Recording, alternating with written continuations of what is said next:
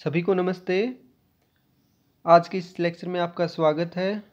Last lecture में हमने amines की प्रिपरेशन डिस्कस की थी, उसमें हमने 3 मेथड्स पढ़ लिए थे।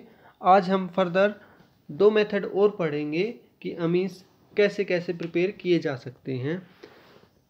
तो आज का जो मेथड है वो है गैब्रियल थैलीमाइड रिएक्शन।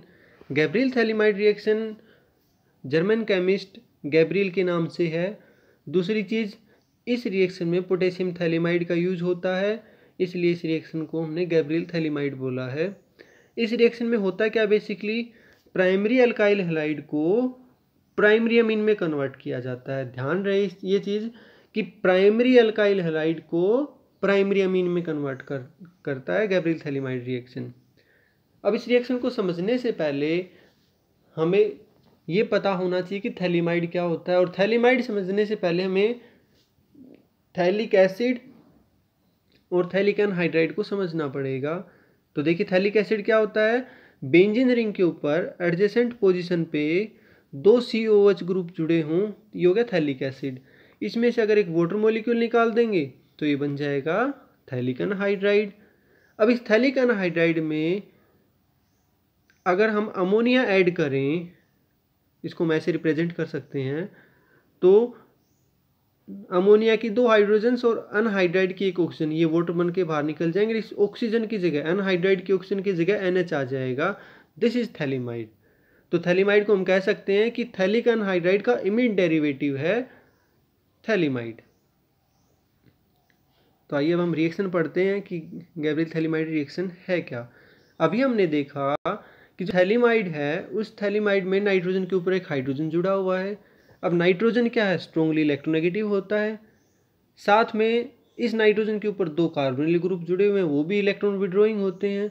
इस वजह से ये जो हाइड्रोजन है वो स्ट्रोंगली एसिडिक हो जाता है, और एसिडिक है तो KOH जो कि एक बेस है, उसकी प्रेजेंस में ये हाइड्रोजन यहाँ से अब्स्ट्रैक्ट हो जाएगा, वाटर निकल जाएगा और थैलीमाइड का पोटेशियम साल्ट बन जाएगा।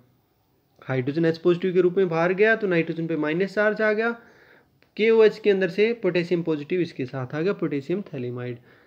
अब पोटेशियम थैलीमाइड में नाइट्रोजन पे जो माइनस चार्ज है, यानी जो थैलीमाइड एनायन है हमारा, ये एक स्ट्रोंग न्यूक्लियोफाइल की तरह काम कर सकता है। न्यूक्लियोफाइल क्या होते हैं भाई, न्यूक्लियस लविंग स्पीसीज, यानी कोई भी ऐसी स्पीसीज जहाँ इलेक्ट्रॉन की कमी है वहाँ ये जाके अटैच होते हैं। और ऑर्गेनिक केमिस्ट्री में अल्काइल हैलाइड बहुत कॉमन कंपाउंड्स हैं जो न्यूक्लियोफिलिक सब्स्टिट्यूशन रिएक्शन शो करते हैं। तो अगर इस थैलीमाइड की, पोटेशियम थैलीमाइड की एक अल्काइल हैलाइड के साथ, जैसे कि यहाँ पे C2H5I लिया है हमने, इसके साथ रिएक्शन शो करेंगे तो क्या होगा, जो N नेगेटिव है वो इस C2H5 के साथ जुड़ जाएगा और I यहाँ से बाहर चला जाएगा, पोटेशियम आयोडाइड, और नाइट्रोजन पे जुड़ गया अभी C2H5। This is N-ethyl phthalimide. अब इस एन-इथाइल थैलीमाइड पे से हमें अमीन बनानी है, तो उसके लिए हम क्या करेंगे भाई, उसके लिए हम एसिडिक या बेसिक दोनों ही कंडीशन में हाइड्रोलिसिस अगर करवाते हैं तो क्या होगा, आप इसको ऐसे समझिए, हाइड्रोलिसिस आप करवा रहे हो, 2 वाटर मॉलिक्यूल हैं, तो 2 वाटर मॉलिक्यूल्स में से एक एक हाइड्रोजन जो है वो नाइट्रोजन को पे जोड़ दीजिए। मैंने रेड लाइन से शो किया है कि नाइट्रोजन के दोनों तरफ से बॉन्ड आपको तोड़ना है और एक एक हाइड्रोजन यहाँ पे जोड़ देना है। तो C2H5N और इसके साथ एक एक हाइड्रोजन जुड़ जाएगा तो NH2 बन जाएगा, मीन्स की प्राइमरी अमीन बन जाएगा।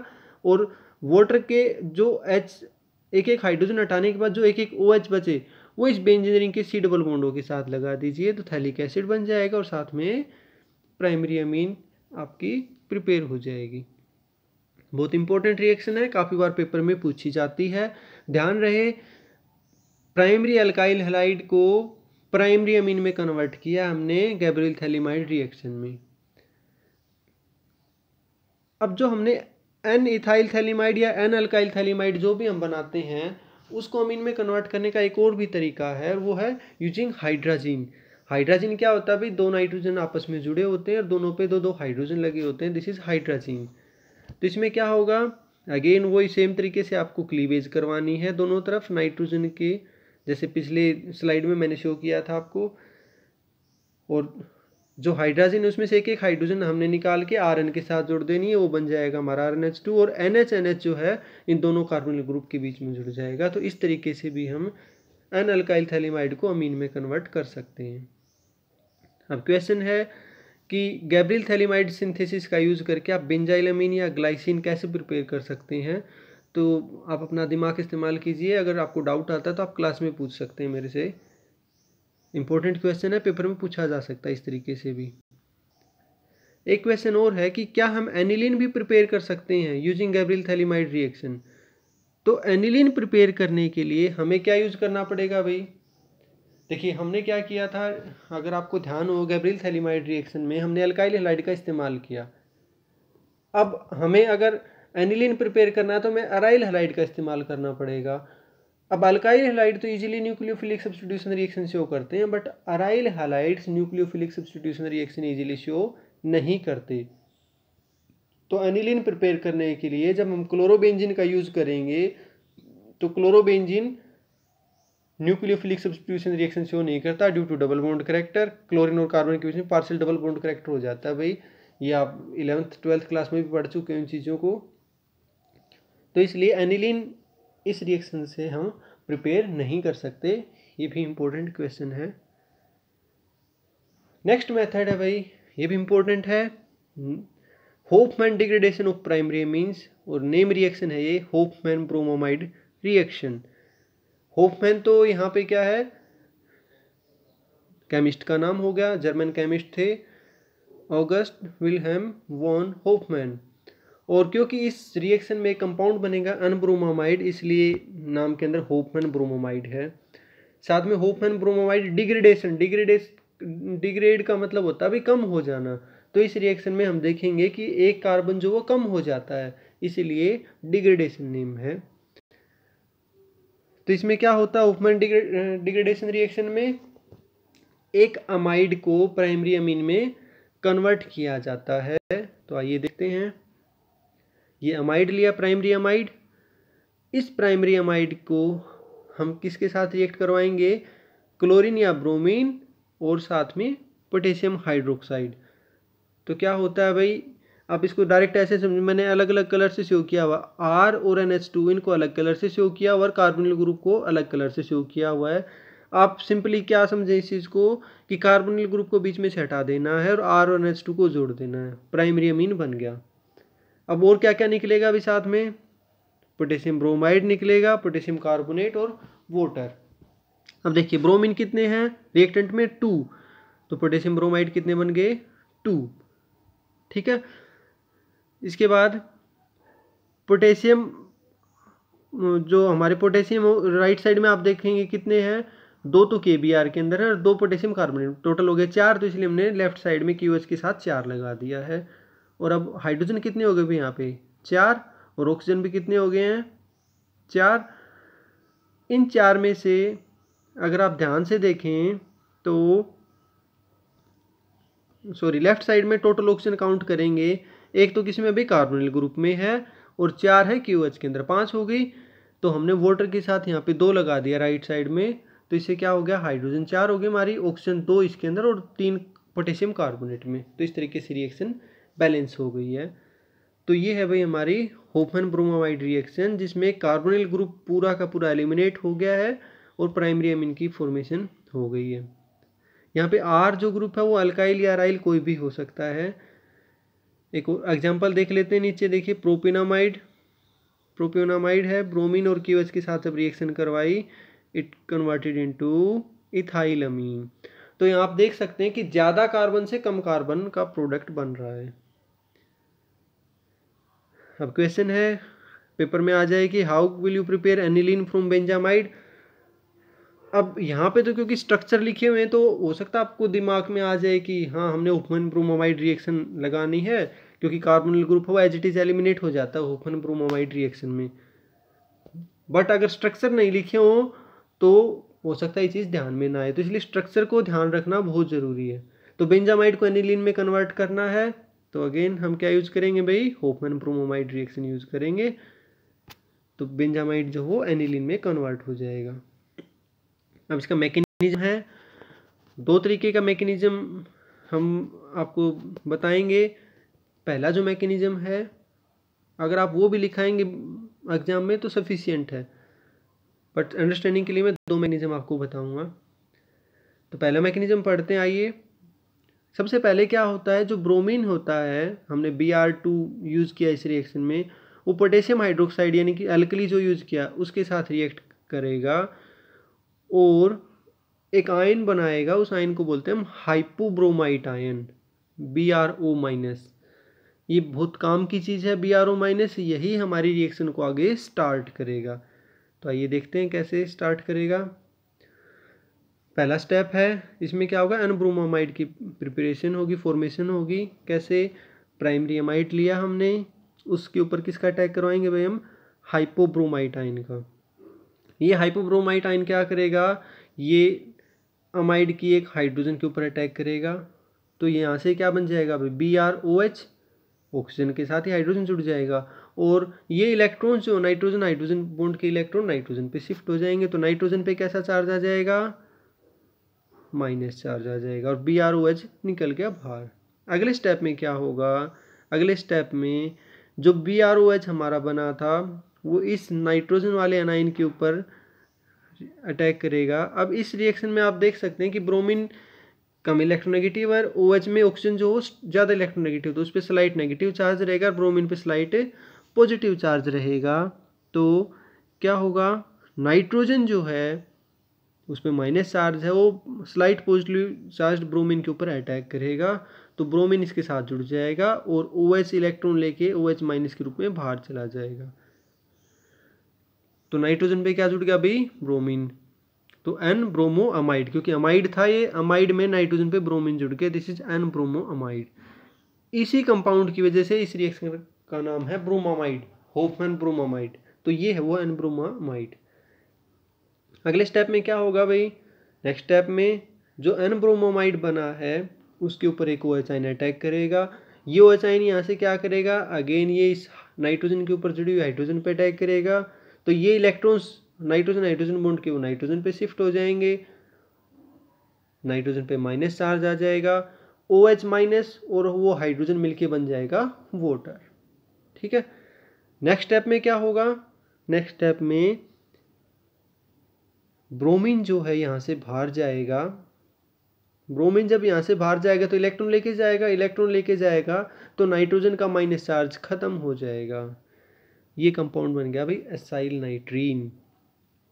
याद रखना है, आगे एविडेंस की बात करेंगे तब बात करूँगा मैं स्टेप 3 की। मतलब यहाँ पे क्या हुआ है, एसाइल नाइट्रीन। एक्चुअल में क्या है, जब इसका मैकेनिज्म डिस्कस किया गया और आइसोलेशन की बात आई, एविडेंस की बात आई कि एक्चुअल में मैकेनिज्म में क्या क्या चीज़ बनी है, तो एसाइल नाइट्रीन जो है उसकी फॉर्मेशन नहीं हुई, मतलब वो डिटेक्ट नहीं हुआ कभी भी। तो ये कहते हैं कि स्टेप 3 और स्टेप 4 जो है वो साइमल्टेनियस होते हैं, एक साथ होते हैं, एक साथ ब्रोमीन बाहर जाता है और एक साथ अगले साथ साथ ही स्टेप नंबर 4 भी चलता है। बट समझने के लिए मैंने अलग अलग दिखाया है। अब क्या होगा, ये एसाइल नाइट्रीन में एक रीअरेंजमेंट होगा। रीअरेंजमेंट कैसा, नाइट्रोजन अपना lone pair of electron donate करेगा कार्बन की तरफ, तो यहाँ जाएगा भाई डबल बॉन्ड। अब कार्बन के तो पहले से 4 बॉन्ड हैं, एक और बॉन्ड बनेगा तो 5वां बॉन्ड बनेगा, तो कोई और बॉन्ड तोड़ना पड़ेगा कार्बन को। तो फिर R ग्रुप जो है यानी अल्काइल ग्रुप अपना इलेक्ट्रॉन पेयर लेके नाइट्रोजन की तरफ आ जाएगा। मतलब एसाइल नाइट्रीन में रीअरेंजमेंट हो रहा है, नाइट्रोजन कार्बन के बीच में डबल बॉन्ड बनेगा और R ग्रुप नाइट्रोजन के ऊपर जाके जुड़ जाएगा और ये बन गया भाई आइसोसाइनेट, अल्काइल आइसोसाइनेट, RnCO। बहुत इंपॉर्टेंट पॉइंट था ये, मैं आपको फिर बता देता हूँ कि जो हमने स्टेप 3 पढ़ा था, स्टेप 3 में हमने क्या देखा कि स्टेप 2 में हमने अनब्रोमामाइड से OH आयन का अटैक करवा के नाइट्रोजन के ऊपर माइनस चार्ज ले आए। अब स्टेप 3 में वो ब्रोमीन बाहर जा रहा है और एसाइल नाइट्रीन बना है, बट एक्चुअल में जब चीज़ों को आइसोलेट किया गया, स्पीसीज को आइसोलेट किया गया, तो एसाइल नाइट्रीन जो है उसका आइसोलेशन नहीं हो पाया। इट मीन्स वो ड्यूरिंग द रिएक्शन बनती ही नहीं है। इट मीन्स क्या हुआ कि स्टेप 3 और स्टेप 4 वो साथ साथ होते हैं, मतलब एक साथ होते हैं। एक साथ ब्रोमीन बाहर जाएगा और साइमल्टेनियसली आर ग्रुप जो वो नाइट्रोजन के ऊपर आएगा और नाइट्रोजन कार्बन के साथ डबल बॉन्ड बनाएगा। ये सारा काम एक ही स्टेप में होना है। ठीक है, मैं एक बार फिर दिखा देता हूँ कि किस तरीके से ये आर ग्रुप जो हो रीअरेंज होके अल्काइल आइसोसाइनेट में कन्वर्ट हो रहा है। नेक्स्ट स्टेप है भाई, अब फाइनल स्टेप है। इसको आप सिंपली ऐसे बोल सकते हैं कि आप पोटेशियम हाइड्रोक्साइड के साथ रिएक्शन करवा रहे हैं, it will convert into primary amine and potassium carbonate. कुछ बुक्स ऐसी हैं, जैसे क्लेडन की बुक है, काफ़ी अच्छी बुक है ऑर्गेनिक केमिस्ट्री की, उसके अंदर मैकेनिज्म को अलग तरीके से दिखाया गया है। अभी जो मैंने मैकेनिज्म आपको बताया, आप ये लिखेंगे पेपर में, वेल एंड गुड, आपको मार्क्स मिलेंगे पूरे। क्लेडन वाला मैकेनिज्म आपको और समझा रहा हूँ, वो थोड़ा सा और ज़्यादा इलेबोरेट है। आइए वो मैकेनिज्म पढ़ते हैं।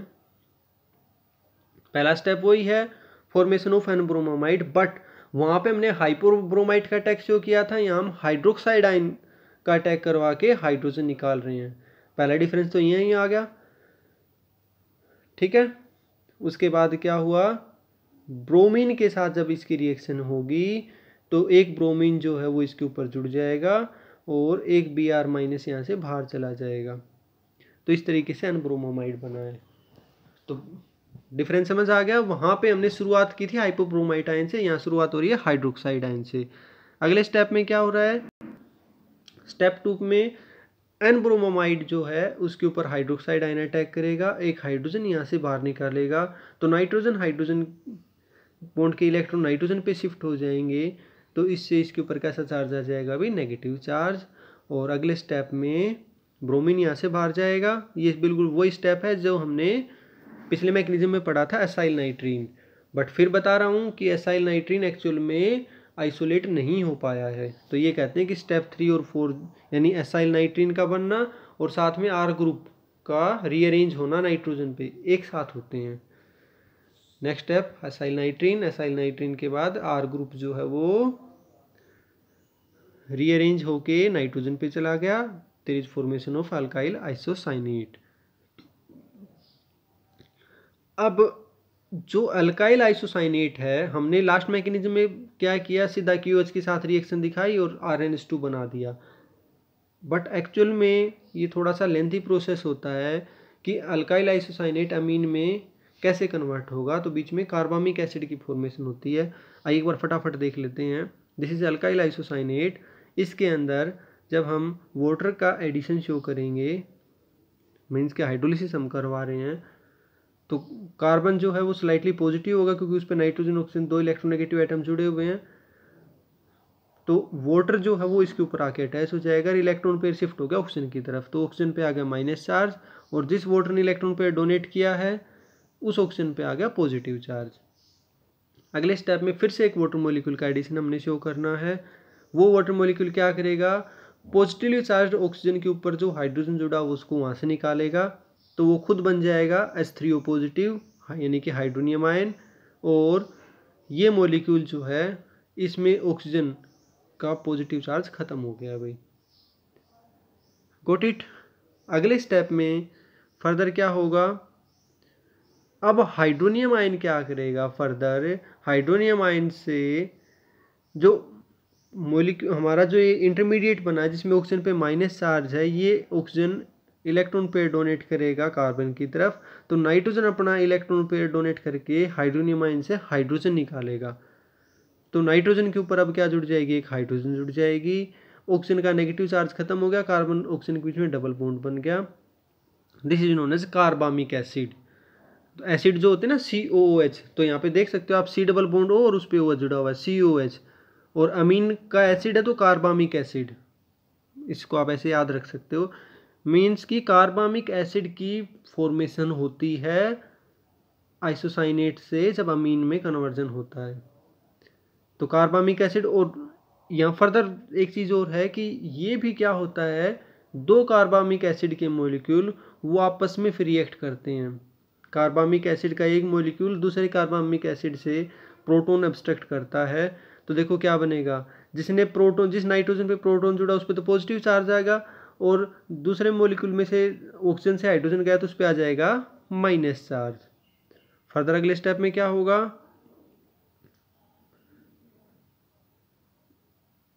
जिस नाइट्रोजन पे पॉजिटिव चार्ज आया था उस मॉलिक्यूल के अंदर फिर से प्रोटॉन जो है वो यहाँ से ट्रांसफ़र हो रहा है और प्रोटॉन बाहर जा रहा है। यहाँ से प्रोटॉन बाहर जाके कार्बन ऑक्सीजन के बीच में डबल बॉन्ड बन गया और जो कार्बन डबल बॉन्ड ऑक्सीजन था वो सिंगल बॉन्ड में कन्वर्ट होकर माइनस चार्ज आ गया।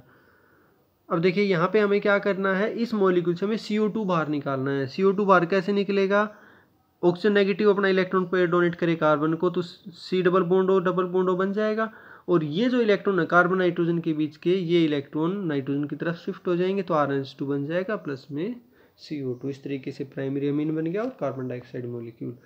तो आप कोई भी मैकेनिज्म जो आपको सही लगे वो कर सकते हैं। तो ये थी भाई होफमैन डिग्रेडेशन रिएक्शन।